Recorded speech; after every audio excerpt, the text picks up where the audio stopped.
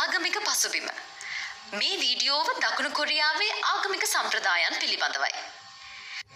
මිලියන 87ක් වූ කොරියානු ජනගහනයෙන් 56%ක්ම අනාගාමික වන අතර මිලියන 26ක පමණ ජනතාව අදේවවාදීන් වනවා. ආගම් අදහන්නන්ගෙන් මිලියන 13ක් ප්‍රොටෙස්ටන්ත හා කතෝලික කිතුණු භක්තිකයන් වන අතර එය මුළු ජනගහනයෙන් 15%ක ප්‍රතිශතයක් පමණ වනවා. මිලියන 13ක පමණ කොරියානු බෞද්ධයින්ද සිටින අතර ඔවුන්ද මුළු ජනගහනයෙන් ආසන්න වශයෙන් 15%ක ප්‍රතිශතයක්. ඉන් බහුතරයක් මහායාන බෞද්ධ ආගමිකයන්.